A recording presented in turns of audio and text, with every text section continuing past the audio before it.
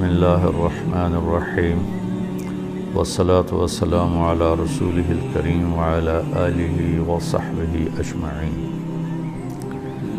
اللہ تبارک و تعالی نے اپنے فضل و کرم سے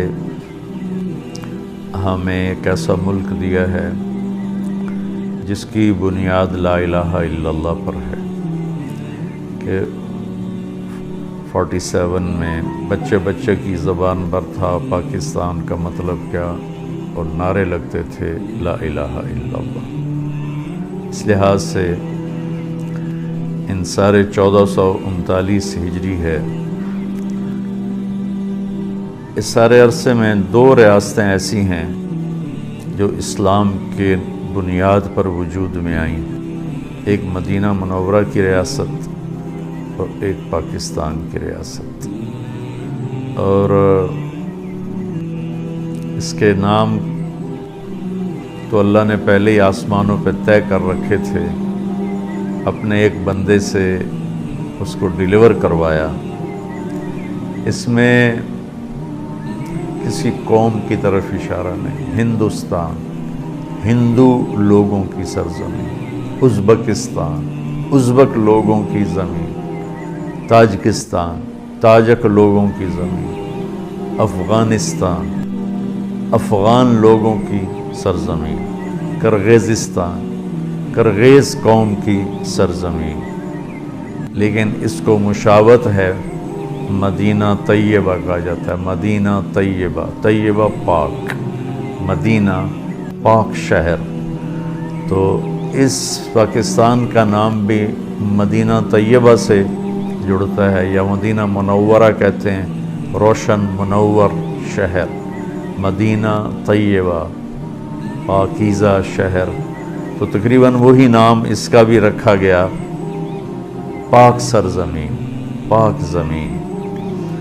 تو زمین تو پاک ہی ہوتی ہے، اس پر رہنے والے اسے گندہ بھی کرتے ہیں اور پاک بھی رکھتے ہیں۔ 14 اگست آتا ہے تو جی چاہتا ہے کچھ باتیں اپنی قوم کے ساتھ شیئر کروں۔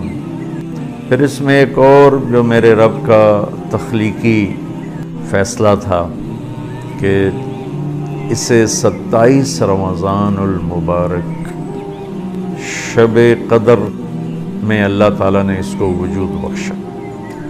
رمضان میں اس کو وجود ملا، رمضان میں شب قدر 27 میں اس کو وجود ملا، پھر اس کا نام اتنا خوبصورت رکھا گیا، پھر اسے کلمے کی بنیاد پہ اللہ تعالیٰ نے ہمیں دیا، پھر اس میں 4 موسم رکھے، پہاڑ بھی ہیں، میدان بھی ہیں، صحرا بھی ہیں، دریا بھی ہیں، جنگل بھی ہیں، سردی بھی ہے، گرمی بھی ہے، خزاں بھی ہے، بہار بھی ہے، زرعی زمین لاکھوں کروڑوں ایکڑ ہے، میٹھا پانی ہے، کڑوا پانی ہے، سمندر لگتا ہے۔ فَبِأَيِّ آلَاءِ رَبِّكُمَا تُكَذِّبَانِ، کون سی ایسی نعمت ہے جو اللہ نے اس ملک کو نہیں عطا فرمائی؟ ہمارا بلوچستان زمینی ذخیروں سے بھرا پڑا ہے۔ اگر اس ملک میں قحط آیا ہے تو وہ بس صفات کا آیا ہے، یہ نہیں کہ میرے ملک میں اچھائی نہیں، اللہ کا شکر ہے،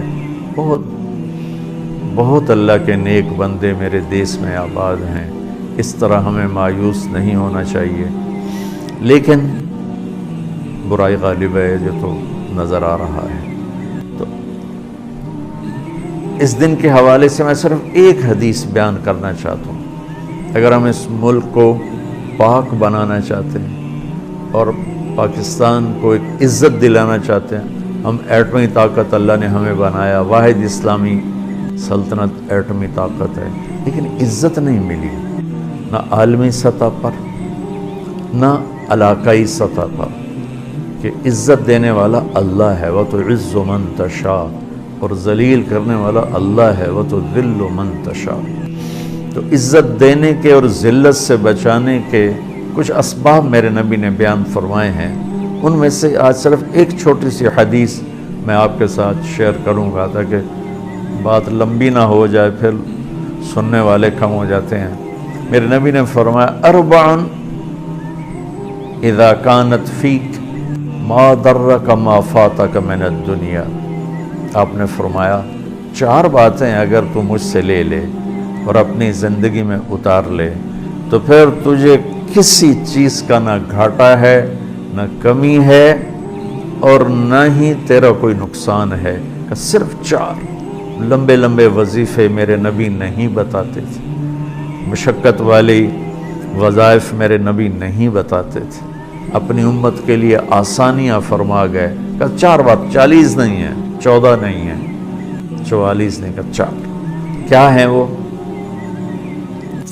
حفظ و امانت، صدق و حدیث، حسن و خلیقت، عفت فی طعمت۔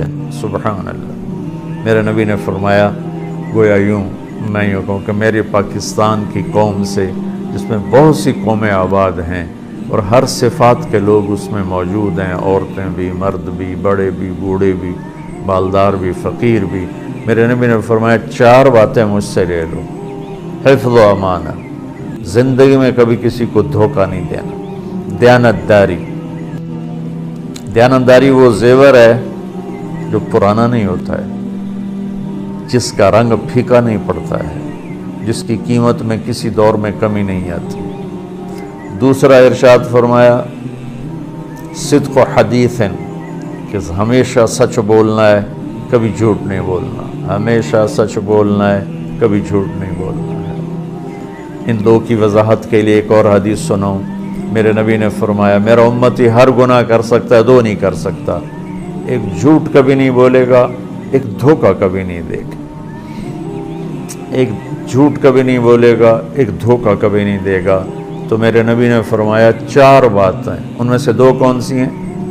دیانتداری، دھوکہ نہیں دینا، سچ بول، جھوٹ نہیں بولنا، حسن و خلیقت، اپنے اخلاق اچھے کرنا، ماں باپ کے ساتھ، بیوی کے ساتھ، بچوں کے ساتھ، بچوں کے ماں باپ کے ساتھ، بھائیوں کے ساتھ، دکان میں نوکروں کے ساتھ، آفس میں ملازمین کے ساتھ، جاب پر اپنے ماتحتوں کے ساتھ، آفس میں اپنے ماتحتوں کے ساتھ، اپنے بڑوں کے ساتھ، اپنے چھوٹوں کے ساتھ اخلاق اچھے کر، اور آپس کی لڑائیاں مٹا دو۔